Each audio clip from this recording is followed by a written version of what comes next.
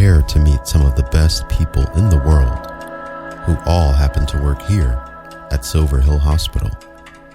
They have contributed to our historic culture and are the true definition of excellent work ethic. You are now clocked in. Welcome. This is Chris Brewer here at Silver Hill Radio at the Little House, bringing you another very special episode of Clocked In today, because I am joined by, I'd say, the other third of this radio station team, my buddy and producer extraordinaire, David Foarde. Hey. How's it going? David, I finally got you here. You did. We see each other very often, but I've been elusive at the being in the hot seat. Yeah, you're busy. You're a busy guy. You know what? I don't manage my time perfectly, so it makes me busier than I should be. But yes, I am. That's fair. No, but it is true. It is true. Yeah. Well, I'm glad you're here. I'm so glad to be here. And well, no, I will let you take the lead, but I was just thinking, I was here when we started this. That's right. I guess it was Silver Sounds. Yeah. But yeah, from the beginning, mm-hmm. we built this. We built this together in a very big way. Yeah, and you were holding it down before I got here. I don't know how much longer we'll get into that, but you were here, kind of, I was here, and man, it was actually so great when you came along, because I was holding it down. Molly's the overall, benefactor, the puppet master. That's not the right. Puppet master's not the right word, but the Magic Molly Mall over this whole thing. But as far as like the day to day, it was just me, and it was so nice to, because just for one thing, it was like, it's just kind of like a unique setup, with the we've got stuff Bluetooth streaming to all the houses, but then it's available online, 24/7 music and all this stuff, and we can record, but then we have kind of the radio station play out. So that whole setup was it took a while to get it all set up, to get it all working. And because Molly kind of oversees this, but she's obviously got her other jobs at the station, it was just me that when we kind of took a step back, Molly and I, we were like, well, I'm the only one that really knows how everything works here. Right. And I was like, that's not good. I was like, I'm planning on staying here. I really love it and everything that. But I was like, it's never good just to have all your eggs in one basket, especially when I'm the basket. So just among other things, it was great when you came along, because we could I could show you, and you picked it up so quickly, and kind of how everything works. And now we both have been able to grow the station for so much from where that started. Yeah. And I think you might have been starting to get into this, but having someone else to sort of work off of too, man, it just feels a little better than being in here so much yourself. Better, so much better. Because there's times when you're just working on something and you just need to bounce it off somebody and just be like, "Hey, what do you think of this? Is this cool? Is this working?" And sometimes even just for the momentum of just if it's something that you're doing it on your own and you're just kind of sitting there, you're like, I don't know. So yeah, sometimes it's just it's I think we both play music. We both made music before. Right. Sometimes if you're mixing a song, there's a thing where you've listened to it so many times, you don't know what sounds good or bad anymore, because you're just I'm numb to this almost, because I've heard it so much. But then all it takes is one other person coming in and hearing it fresh and just being like, oh, that saxophone's a little loud. Turn that down. Boost those vocals. And just having you here, I think we really quickly clicked. We have a lot of overlapping music tastes. We have stuff that different music tastes, which is awesome. As that we can introduce each other to. But I feel just we both have the same. I could immediately tell that you got it, for lack of a better longer explanation. Absolutely. And I think it was the exact opposite when I came along, because I was recording most of the time. Yep. And you were here, and nowadays it's sort of the opposite. But I mean, we're still sort of handling different responsibilities between this show, between getting stuff online with YouTube and Spotify, which thank you, by the way, for really figuring thank you for holding out. It down. I mean, there's been so many times where I will be working on something or whatever, and I'm kind of to be honest, almost feel like I'm dropping the ball a little bit on one other thing because I'm working on something else. We're both only here part-time. Exactly. And you're just you just swoop in, you're like, I got that, it's taken care of, it's whatever. And it's that's been huge just for getting the station, just keeping things running. Yeah. But also your show, man, that was what what really impressed me, not that I know it's supposed to be about me. I'm just kidding. What really impressed me is when you sent an email, like we had never met, Right. just saying, hey, you guys got the radio station. I'm interested in getting involved in some way. And you were just volunteering at the beginning, like I was. At that time, I already started working here. I was going to say professionally, but whatever, officially. Yeah. But you came in and just you were organized. You had your notes. You had your vision of what the show wanted to be. You got a great voice and just presence for the radio. And that was I felt immediately kind of clicked with that. I was like, this is awesome. We got that one. Sorry about that, Silver Hill listeners. Yeah, little hiccups here. It's because when I'm talking to Chris, it's so natural. Yeah. I had some soda too. So. Oh man. Oh yeah, but I appreciate that because I was surprised that more people weren't interested or yeah. I know you guys were already doing short interviews and things like that. Yep. But I just assumed that there'd be people, lined up to do something. And we did have Rick was awesome. He was coming in here and stuff like that, and a mix of my schedule and other people's schedules, and because we did have a handful of people that were interested. Yeah. And we've had other people that have worked with us and done awesome things like Jackie with Calm and all that. Okay. But I think also because you were on night shift at the time, and weirdly that actually worked out better just because my kind of weird schedule, and we could meet up late at night and do the sessions. Mm-hmm. Yeah, those are good times, man. Absolutely. And we're just sort of doing the same thing, just I guess in a different capacity and during the day now. Which is Exactly. We're growing up. Exactly. It's sad but true.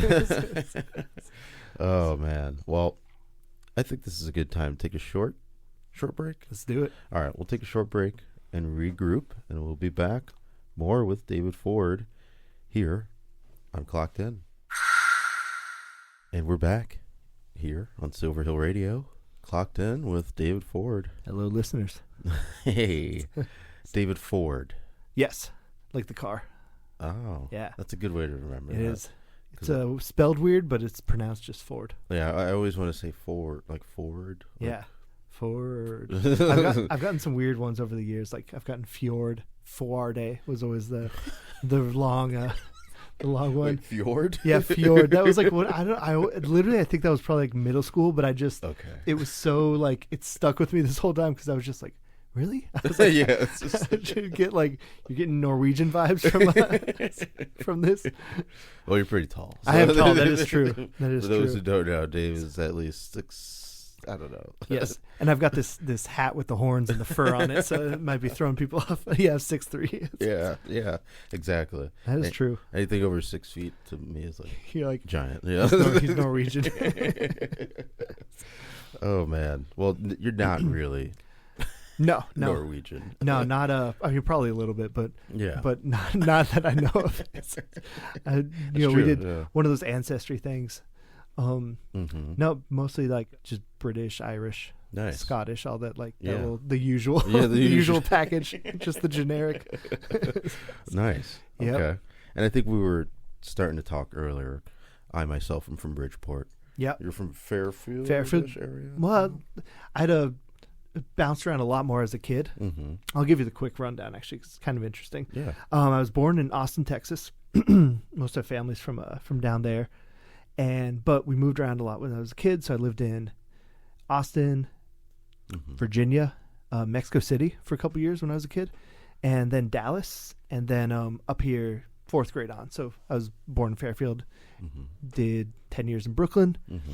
and a little stint back in Austin, and now I've been here for the past 7 years, living in Norwalk, Yeah. beautiful Sono, Connecticut. Oh yeah, Norwalk's nice. It is nice. It's getting nice. Yeah, a lot Yeah. of nice things to do there too. Absolutely. Yeah, from what I remember, just We got Oyster kinda- Fest. yeah, yeah. It's a glow up, I guess, It's a glow up, as the for kids Norwalk. Yeah, it's really nice. Yeah. It's giving class.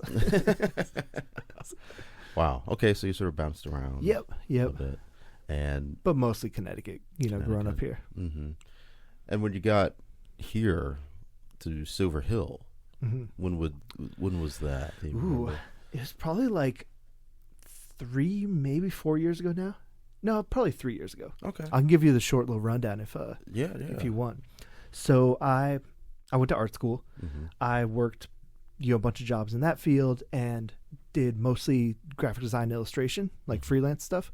So for the past 10 years, I kind of ran my own business, just doing all kinds of, I did a lot of album covers, a lot of work with bands, designed for websites and stuff like that. And at some point when I was kind of, moved to Norwalk, all this stuff, I was decided that I wanted to kind of do a career change, something a little more stable. Because as much as the freelance is great, you start getting older and you're like, man, living a paycheck to paycheck is it's fun, it's manageable in your 20s, early 30s, but then you're kind of eh. And just also you're working alone all the time, which I'm really good at. It's just alone in my studio. I'd work all night, all this stuff.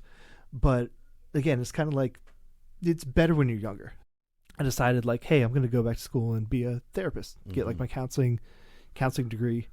So within that path, I was kind of I had to go back to school and take some undergrad classes to kind of get those prerequisites under my belt. And one of the things I was let me do some volunteer work, just something to beef up the resume that'll look good. And I have a therapist that she had years and years and years ago, she had worked at Silver Hill. And so she was hey, maybe check this place out.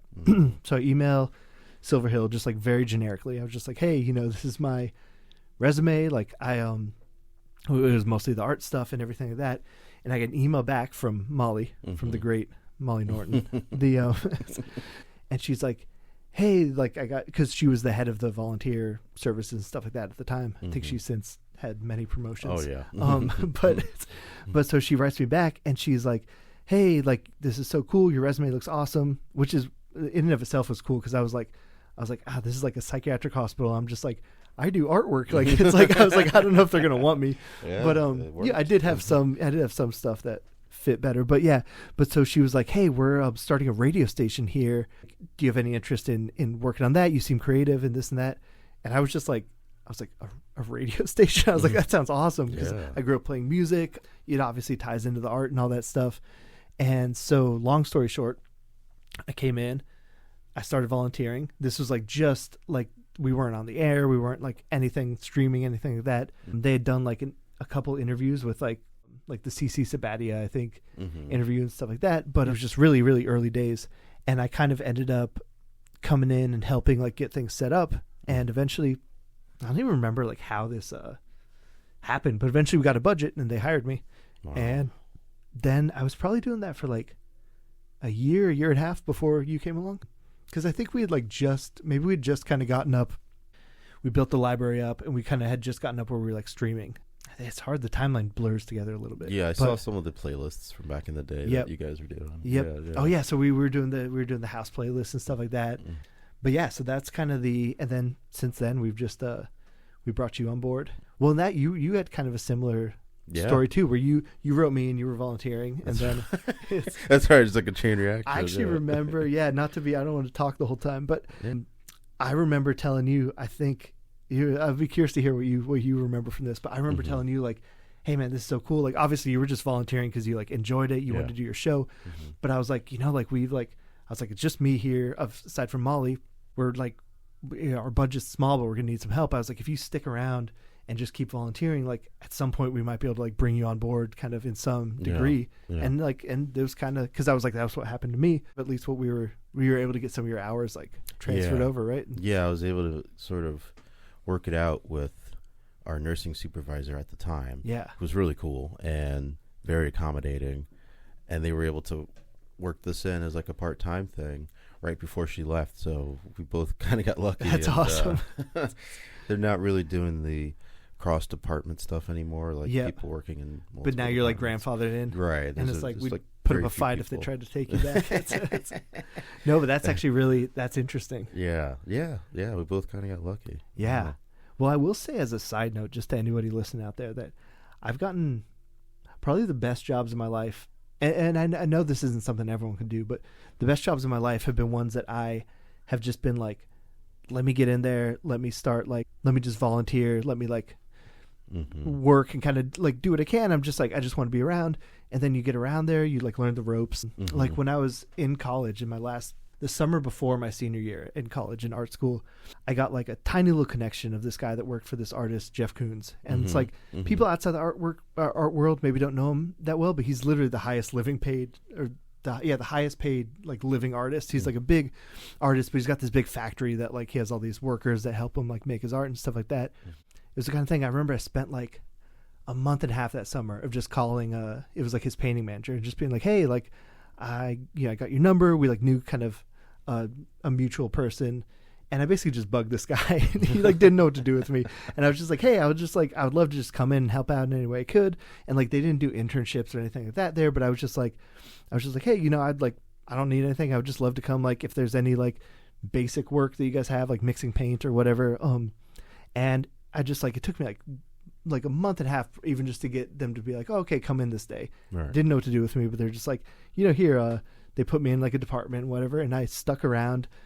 And by the time it was time for me to go back to school, I was like, I'd been around. I was useful enough to them that they're like, wait, you're going back to school? And I was like, yeah, I could stay if you guys pay me.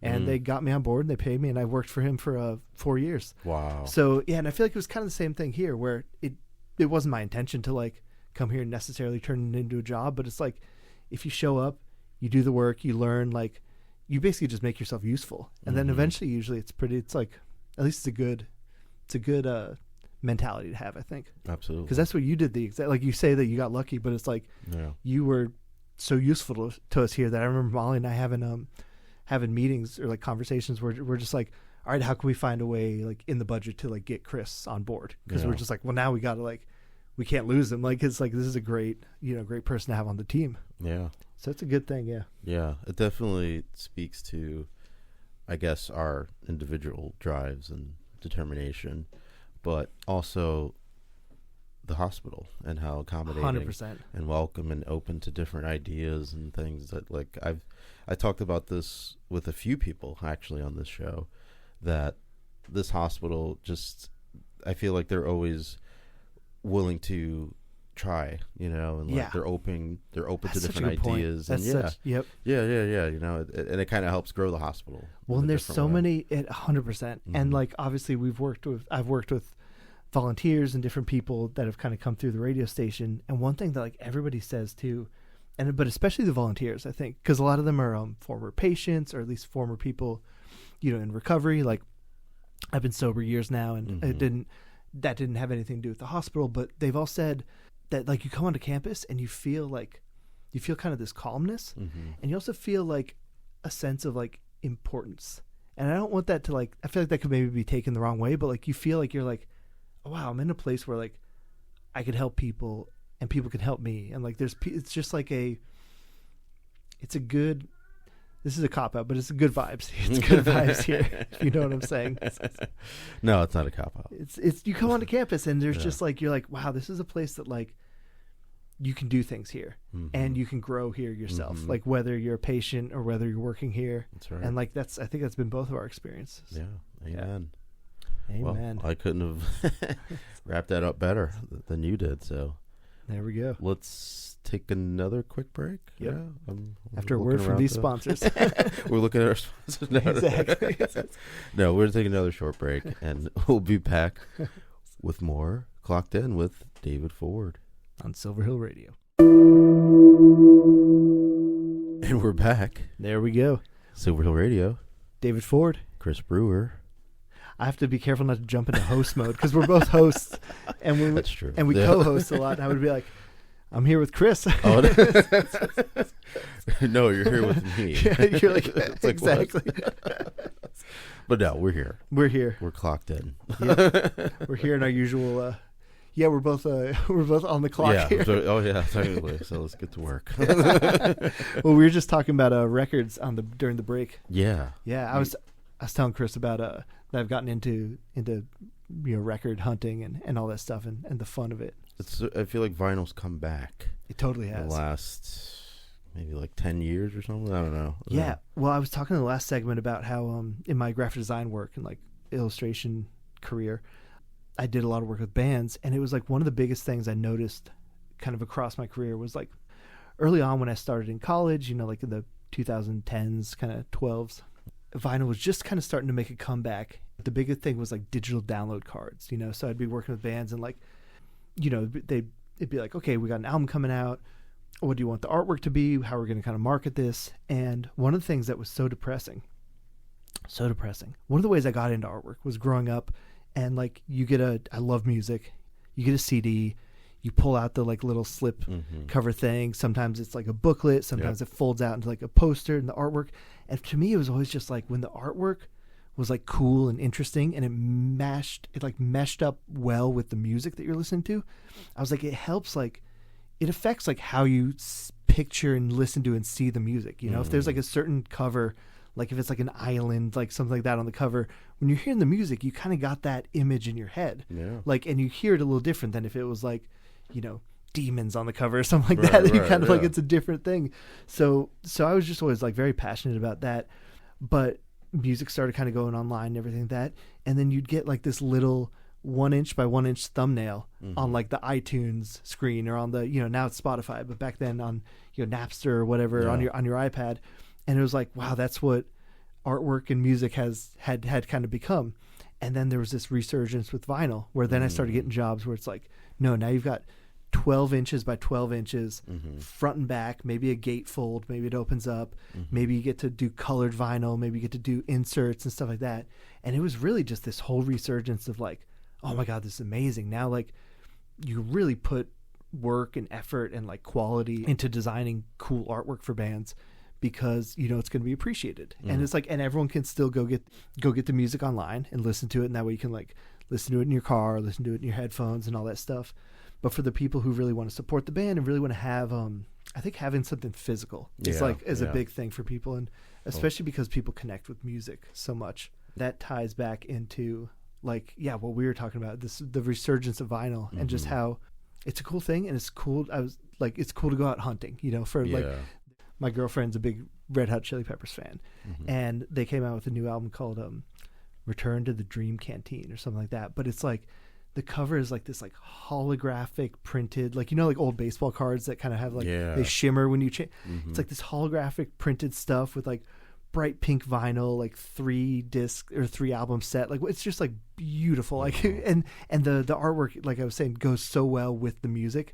It's just kind of like almost like loungy jazz funk kind of like, that's at least what I would, what I would describe it as. And that's super cool. And, you know, it's like you pay some good money for like a really awesome piece of music and art. But then you can also be digging through the $2 crates, you know, in the back of some record store or at like a yard sale that you find or something like that. And you can find just amazing, like, you know, an old record that you grew up listening to that like, or that your dad always had or something like that. And so it's a really cool, I think it brings music back because in the digital age, you know, we almost have music is so easily accessible that it almost becomes like you don't appreciate it, you know. It's like, you know, what your wife or your girlfriend or your mom or someone, you don't appreciate me because you're like you're so used to me doing all this stuff. It's like it's so easy I just get in my car, any song I want, boom, on Spotify. That's it. And it's nice to kind of have that thing where you go back and you're like, I gotta like hunt around, and it's like, and I'll have records in my head that I'm like, oh, this would be a really cool one to add to the collection, but maybe I don't find it for like, you know, 5 or 6 months. And it's like you could order it online, but I'm like, no, I don't want to order it online. I want to like just have it in the back of my head and be like, oh no, let's check out this little hole in the wall record shop here and see what comes. Yeah. No, that's a really good point. And I know they're making current music and putting it on vinyl now too. That's probably what I would be interested in, or like totally stuff from like 2010, 2008 that is now on vinyl. They re-release stuff. Stuff. I'd probably start getting into it for that. You know? Absolutely. It's really cool. And then just get a lot of my favorite songs and that's what's so much albums. fun. Yeah. It does make you listen to music a little bit differently because you hear a song you like, you can go right to that song. And you know, the thing with the vinyl, you can move the needle and kind of skip to stuff, but it's much more conducive to just like letting a whole record play. Yeah. And there's something cool about that too. Yeah, exactly. I mean, I have the last time that happened was maybe like 2019. I was hanging out with some friends and there was a vinyl player and you just let the record play. I think it was a Talking Heads. That's a great one. Yeah.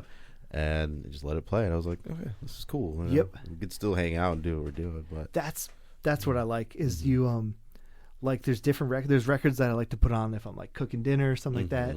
There's ones where if you're just like hanging out.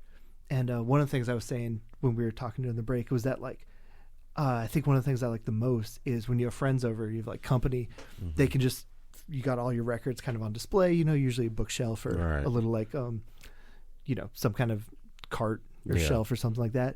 And someone can walk over and start kind of like digging through and be like, oh, there, you got this, or what's this? I've never seen this before. And it's cool. And it's not, you're not going to like, I'm not going to go over to your house and grab your phone and start scrolling through your, you know, Spotify thing. And I don't even know if it would tell me that much if I did, because I don't keep like necessarily. I have a few playlists and stuff like that, but I don't keep everything like on there. But if someone's like spent the money to buy a record and things like that, it's pretty it's cool. And it's I mean, if I go over to someone's house and they got a big shelf of records there, I'm one of the first things I'm probably going to start walking over there and being like, all right, what are these? What's this guy about? You know? Yeah. Oh yeah. That's how I used to use CDs and maybe video games to an extent. Where I have absolutely on a shelf. Movies too back in the day. Yep. Just have them on the shelf. Yeah, CDs. I think you and I are probably of the era of the giant like zipper CD case. Oh yes. You remember those where everyone would have the CDs in there. Sometimes you'd put a little booklet on the front, but like you'd be on like the school bus, just like and like. Like flipping through, be like, all right, what do you got? The 12, the 24, the 36 holder with like a little Walkman. Exactly. Yeah. Oh yeah, I had a Walkman. Yeah, oh, yeah. Those were like the early days of oh man, yeah, we like I'd be riding the bus to school and it would like skip when the bus like hits a pothole and stuff. Oh, you got to get the anti-skip You protection. do have to get the anti-skip. I got that pretty early on. I'm not that old, so it's, you know.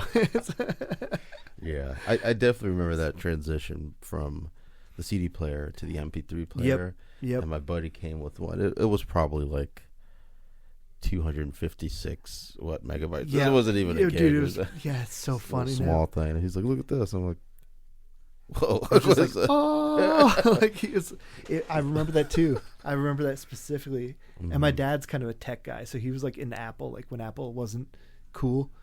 I mean, maybe they're not cool anymore. Maybe like Apple's kind of maybe gone through their arc of being cool, and now they're like, you know, very corporate. But when like there was a time when like Apple was like the weird kind of computers in the 80s, and my dad was like all into it. So he was like one of the early adopters of like the iPod.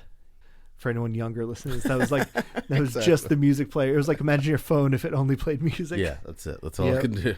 But at the time, that was like amazing. Oh yeah, it was groundbreaking. Because man, it's like I just think of like all the CDs and all the bargain bins across the world, like with that, because that came out and you're just like you used to have to lug around this like giant, you know, heavy thing of CDs. And but you know what's what's funny is the new thing is tapes are making a comeback. Oh really? Yeah. That's what, like, if you go online and look at like kind of especially I like look at like graphic design stuff, a lot of like the kind of like hip, you know, maybe I'm putting that in air quotes, maybe not, whatever you want to. A lot of like hip new bands are releasing stuff on cassette tape, which I think it's different than releasing on vinyl, because you can make an argument that stuff really sounds good on vinyl. Yeah. And that you have like, I don't think anyone can make an argument that stuff like really sounds better on tape. Yeah. But I think it's a novelty though. Yeah, and I don't think that I don't dismiss that, you know. I think that there's something cool about that. And especially for kids now growing up that like, you know, I grew up and it was like the end of the tape era. Yeah, me too. And so I've like used tapes and would like, and stuff like that. But it was kind of that like, I was getting into music as those were kind of being phased out. But if you're like a kid today, that's like it'd be the same as us like having a what are those, like a reel to reel or like something like that, or like a phonograph, you know? Or like you want to listen to Morse code. Like but it's the kids probably never seen a tape before, so it's kind of a novelty of like, let me buy this little, you know, plastic thing and like whatever it is. That's true. Yeah, we kind of came on the tail end of tapes, and then the CDs, and then MP3. Yep. Know? Wow. Well, now iPods are in a museum, so. Oh man, that's so funny. That's where we're at. I'll be there next to him. Yeah, I'm a specimen of the early 2000s. A millennial man. Oh wow. Well, are we taking another break? Maybe take. You know what? Let's take one more break. Yep. We'll take one more break, and we'll come back and say goodbye to the fine people. Yeah. we're having too much fun here. So it's time to get back to work here on Clocked In at Silver Hill Radio. That's right. And we're back. Hello. Silver Hill Radio. David Foarde. Chris Brewer. Welcome, party people. To Clocked In. See, Chris and I do the, we've done so many of the resident playlists and stuff like that we got a little jazzy back and forth repertoire. No. I've actually been trying not to, in this interview, not to kind of, throw that out. Because Chris and I, like, we'll just throw out things where, like, like it's almost like tennis, or like badminton or something, where you throw something up that, like, that they're going to hit. And that's kind of how, like, radio works, right? Yeah. Tennis is pretty fast. Yeah, tennis is too fast. And it's also like in this, like, you're on the same team with it. So it's more like a layup. Like, it's kind of like you say something that someone's going to be able to run with. Yeah, exactly. I like that. Yeah. Good setups. There's a little insider radio baseball. Not that we're pros or anything. No. But I think we've been doing it long enough to. We just have fun with it. Exactly. That's what it is. That's what it's about. It's true. And I appreciate you being here. This was fun. Appreciate you having me, dude. This was really fun. This was really fun. It's weird. It's weird being the one talking. Mm-hmm. Not that I even do that many interview shows, but usually I'm like kind of hosting and whatever. But this has been really fun. You're the guy behind the scenes. I usually. am. Yeah. I'm the Wizard of Oz. Just a floating head here in the station. Well, yeah, I mean, but you're a real guy. Yes, that is true. That is true. Yeah, he was a fraud, I think. He was a fraud. That's not the best example. I'm like the lion, maybe. There you go. I had courage all along. Oh God. So, I don't know. This is great. Yeah, we got to get back to some like playlisting. Yep. I think that's something we'll talk about very soon. Definitely. That helps with the patient interaction and definitely getting people involved. It ebbs and it flows, but it's been ebbing. Yeah. For a while, so we're gonna try to get the patients back on that groove. Oh yeah, we're gonna try something new with that. Mm-hmm. Yeah. Yeah. Exactly. Yeah. So we'll make an official announcement with that. But yeah, with the creative expression group. Yeah, which is, I mean, you've been to a couple, right? Yeah, they're awesome. Yeah, it's cool. It's grown so much. I know. I need to make it over to more. It's like a weird time for me. We'll talk officially about that. But, But it's really cool if anybody's here listening to this and can check out the creative expression group. What is it? Wednesdays at 10. As long as it's not Donkey Week or Horse Week, Mini Pony Week. Yeah, Mini Pony Club. Yeah, once Mini Pony Club, as Chapel Roan sings famously. Those are cool though. The mini horses. They are cool. Yeah, just to give a little backstory, I guess is so there's a creative expression group where it's kind of all centered around like music and creativity that they do it once a week, Wednesdays 10 a.m. Except for Chris and I found out that one Wednesday a month is like therapy horses, therapy ponies. Mm-hmm. Yeah, so they have like these adorable little like teacup horses that come up to like my waist that they hang out with the patients, but. There was one morning where Chris and I were coordinating, trying to show up to the creative expression group, and like the road was blocked off because they're doing road work. So I'm already like doing the detour, driving around, and I get a text from Chris. So I'm already kind of late, and I get a text from Chris. He's like, "And no one's here, and there's a bunch of donkeys outside," or something like that. And I was like, that is not a text I was expecting to get. And it was true. Yeah, it was true. He was a heads up. I was like, has Chris been in the sun too long? But no, that's true. Oh, that was funny. Yeah, no, like you were saying earlier, man, Silver Hill is awesome, and I owe a lot to this place. It's just been such an amazing like thing that opened up in my life to be working here, meeting all these great people, interacting with the residents, the patients, and it's something I hope to, and I plan to kind of keep doing moving forward. Yeah. Well, move forward with David Foarde. And you're already helping what you just said, just bringing that energy to the radio station with all you do here. So there we go. I appreciate that. I mean, you pretty much have my back a lot of the time. You do too, man. You do too. So I appreciate that, and I appreciate you doing this for the station. And thank you. I think we're helping each other out in a good way. So. We absolutely are, man. It's been a pleasure getting to know you over the years. Oh, yeah. That's right. Yeah, It's been some time now. All right. Well, thanks again, David. Thank you, Chris. And thank you all for listening to another great episode of Clocked In here on Silver Hill Radio.